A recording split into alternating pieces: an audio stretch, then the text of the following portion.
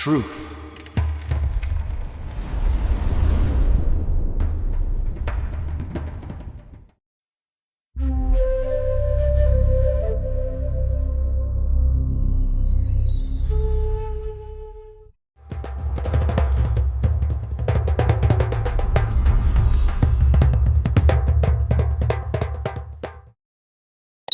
Every year, about $190 billion just disappears from Africa's hands, not because it's stolen, not because it's wasted, but because it's shipped out before it ever has a chance to grow in value.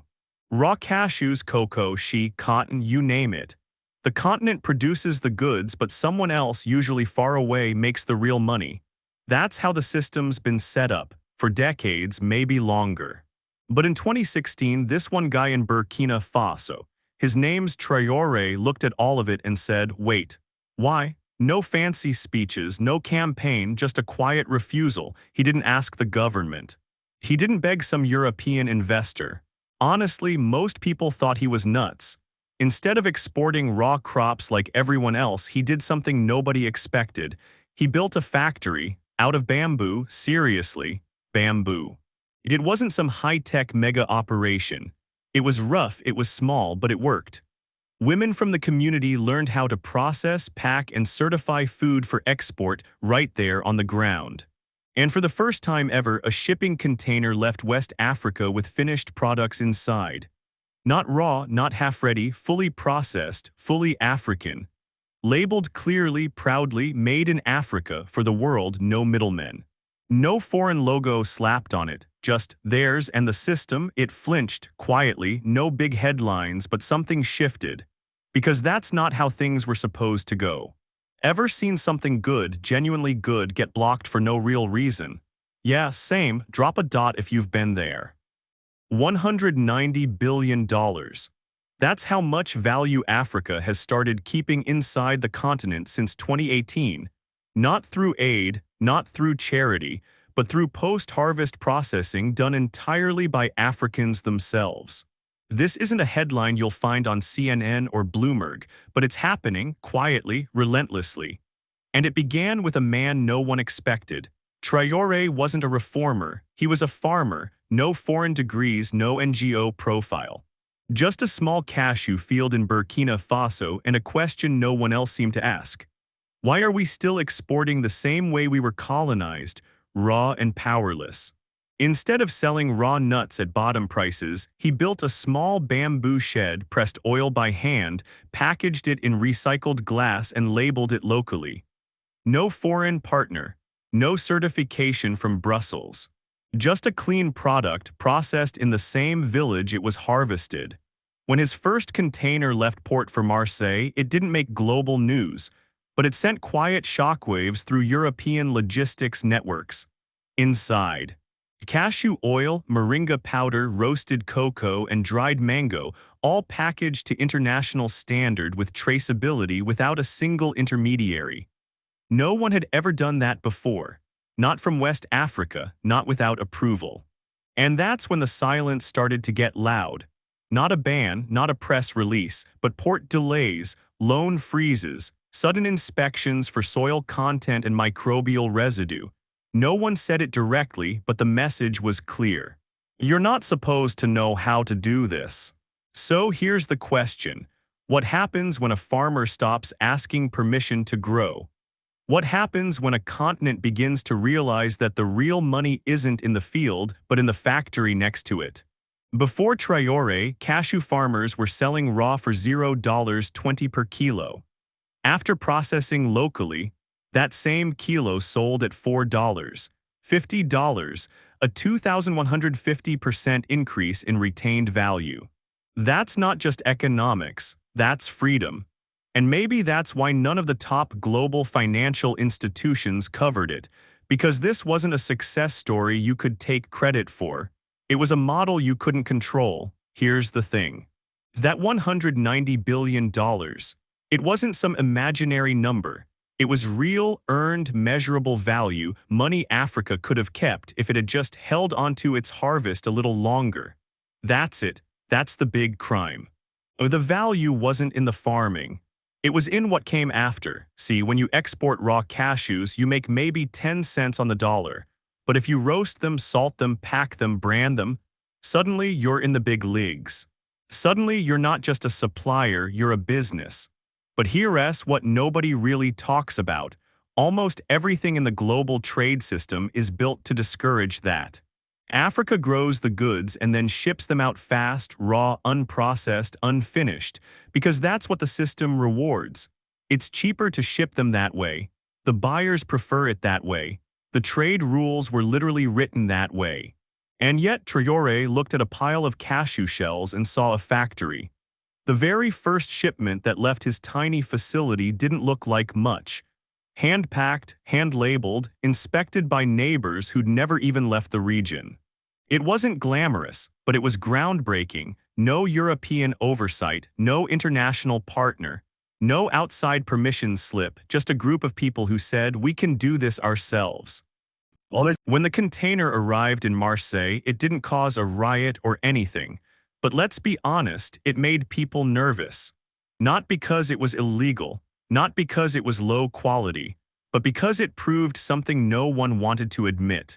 Africa didn't need to be poor to be part of the system. It was just being kept poor by design. That first shipment was a warning shot, a gentle one sure, but it hit. And the system, it felt it. Everyone thought it was just a fluke. One factory, one shipment. Okay, cool, nice little African success story, probably won't happen again. But then they found out how the factory was actually built. Not from some European development fund, not with imported steel or foreign consultants. It was made out of bamboo, literally bamboo walls, second-hand machines, and local labor. It was scrappy, it was small, but it was working. They weren't just drying and cracking cashews. They were oil pressing. They were vacuum packing. They even figured out how to certify the product without going through European regulators, all on site. All done by people who had, until a year earlier, never worked in manufacturing. And here's the kicker, the product was good, like really good. When it landed in Marseille, buyers didn't care that it came from a bamboo shed in Burkina Faso. They cared that it was roasted, salted, organic, certified, and ready to sell. No middlemen, no repackaging in Rotterdam, just straight from Africa into the market. And quietly behind closed doors, people started asking the question no one wanted to say out loud. Is Africa bypassing us? Because if one guy could do this in a bamboo hut, what happens if 10 more do it, or 100? This wasn't just about cashews anymore, it was about control. And suddenly the control didn't look so stable. Ever watch something tiny make the wrong people nervous? Yeah, this was that, and the reaction, oh, it came not in headlines. Not in public, but behind the scenes, the system started to tighten. We'll show you how in part 3. But first, if this story is making you rethink what power actually looks like, tap the like, drop a comment, and share it with someone who still thinks Africa's not ready. Let's keep going. They weren't ready, not for the shipment, and definitely not for what it represented. When Traoré's container landed in Europe, fully processed, clean-labeled, and legally exported, something clicked behind the scenes, not publicly. No press release, no scandal, just a memo. Logistics offices started flagging anything coming out of West Africa. Customs ran longer inspections. Quiet whispers circled through trade desks. Africa's doing its own processing now. And then the think tanks jumped in. Internal reports started circulating in EU policy circles. They used words like emerging parallel supply chain, non-standard certification routes, and the big one, loss of strategic raw access. Translation, Africa was learning to skip the line, and Europe didn't like that. See, nobody said it out loud, but the current setup worked really well for the West. Raw goods come cheap. Processing happens in Europe. Jobs, branding, and profits stay in the global north. But now someone had reversed the flow. And once it happened once, it could happen again, so the system didn't yell, it squeezed. Suddenly, microloans that local farmers relied on. Frozen, no explanation. Shipments that had been moving smoothly, delayed with random quality checks. Invitations to international expos quietly rescinded. No headlines, no laws, just pressure, because here's the truth. It's not always about stopping you loudly. Sometimes the system just slows you down until you give up. They didn't ban him, they didn't blacklist the products, they didn't say it out loud, but every part of the system started getting stickier. Right after Traoré's second shipment, a strange pattern kicked in. The containers got held up for soil tests. Then came the water safety verifications. Then the labeling inconsistencies. Every week a new reason to stall. On paper, none of it looked like sabotage, it looked like protocol. But everyone on the inside knew it was. Even worse, small producers who started copying Traoré's model began getting the same treatment. A startup in Togo had their export license pulled, no explanation. A women's co-op in Ghana was set to appear at an international agri-tech fair, invitation revoked. No reason, no reply, just circumstances. Meanwhile, lenders that had once supported these projects backed off. Slowly, silently, funding dried up. And still, Traoré didn't fight it publicly. He didn't hold press conferences, didn't go on social media rants. He just kept building another factory, then a third. Then a mobile training unit to teach rural farmers how to process what they grow on their land. He wasn't interested in revenge. He was interested in replacement. And that's what scared them most. Because he wasn't protesting the system. He was making it irrelevant. They couldn't ban him because he wasn't breaking rules. They couldn't shut him down because he owned everything. So they did the only thing left: make everything harder. Well, here's a question. Have you ever been slowed down so subtly you almost blamed yourself? That's the trick, isn't it? It's not always about blocking you. Sometimes it's about wearing you down. If you felt that in any system, any job, any dream, drop a amen in the comments, because what happened next? It didn't stop the movement, it spread it. See what happened when 9 countries picked up the blueprint, when 9 countries copied the model. Well, we're just getting started. So they tried to slow him down. Quiet rules, unspoken blocks, endless paperwork. But here's what they didn't see coming while they were trying to freeze Traoré. Other countries were already taking notes. Officials from Ghana flew in quietly. Kenya sent a trade rep. Senegal asked for a tour of the factory, not because it looked fancy, but because it worked. No frills, no loans, no Western best practices. Just results. Within 18 months, the ripple became a wave. 9 African nations had launched their own versions of the model. Local factories, local packaging, local certifications. And just like that, value stopped leaking out. Products that used to pass through 3 hands before hitting a shelf now went straight from village to export. And the best part, the money stayed home. People called it a sovereignty-based economy.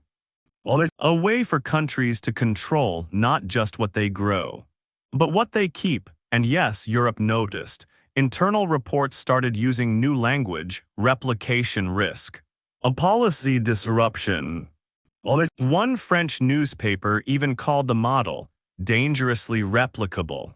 Dangerous to who, though? Because to the people building these factories. This wasn't dangerous, it was freedom. Ever seen a blueprint become a movement? You can't copyright resilience, you can't gatekeep common sense. If you're rooting for this to spread, drop a amen in the comments. Because the next part, that's when the West started rewriting the rules. Let's keep going. At first, it was quiet resistance. Delays, inspections, invisible roadblocks. But when more countries started copying the model, the tone shifted. They didn't try to stop it. They tried to outregulate it. Suddenly, new standards showed up. Carbon benchmarks, labor documentation, water sourcing, all important things on paper, but here's the trick. Those standards didn't apply to the big Western companies. Doing the same thing in reverse. Nobody asked the US snack company to prove its almonds were packaged within 5 miles of the source. Nobody asked the European brands to show carbon traceability on every shipment. But now, African factories were being asked to meet standards. Even the West wasn't meeting themselves. And while that was happening, something uglier started surfacing: the messaging. Articles began circulating quietly but consistently. They painted Traoré as stubborn, too radical, too ambitious, maybe even a little dangerous. Decentralized supply chains are unstable. Local processing can't meet global quality. One op-ed even asked if this movement was economically irresponsible. Sound familiar? They couldn't disprove the results, so they tried to discredit the man. But here's what they didn't expect. The more they talked about him, the bigger he got. Traoré didn't respond, he didn't defend, he just kept showing up. Every time a rumor spread, another young team launched a factory. Every time a rule changed, another village adapted faster than expected. Because the truth, you can move the goalposts. But people who have already scored aren't scared of the field. Traoré never went viral. There were no TED Talks, no Instagram threads, no startup pitch decks with his face on them, but somehow his model kept showing up. In places he had never been, led by people he had never met. In Rwanda, a team of 20-somethings replicated his processing flow almost exactly. In Kenya, a mobile factory on wheels started serving 6 villages per week. In Brazil, a community in Bahia adapted the method for cocoa. There were no headlines, no handoffs, just one idea traveling faster than the man who started it. And maybe that's the point. He didn't want to be famous. He just wanted the system to stop telling people what they couldn't do. So while others were chasing panels and spotlights, he kept doing the work. He expanded training programs. He helped local teams design processing units for cassava, moringa, fonio. He translated operating manuals into 4 local languages. And then quietly he stepped back, because it was never about him. It was about making it impossible to unlearn what he'd proven. That Africa doesn't need to catch up to the world, it just needs to stop being held back. And now, his name isn't stamped on products, but his blueprint is, in every container that leaves fully processed. In every farmer who gets paid more because the value stayed local. In every young founder who starts with, "What if we didn't export it raw?" That's not a man, that's a method. And methods don't fade, they replicate. He didn't ask for permission, he didn't wait to be chosen, he didn't check if the world was ready. He just built quietly, relentlessly, until the system had no choice but to notice. And even then, he said nothing, no interviews. No outrage, just work, because sometimes silence is power. Not because you have nothing to say, but because what you've done already said it. The system told Africa to sell cheap. One man refused. Now 9 countries have copied the model. And more are coming, not because someone gave them permission, but because once you see the truth, you can't unsee it. If stories like this matter to you, hit subscribe. That's how we keep this series alive, and how you make sure you never miss the next one they don't want told. We're just getting started.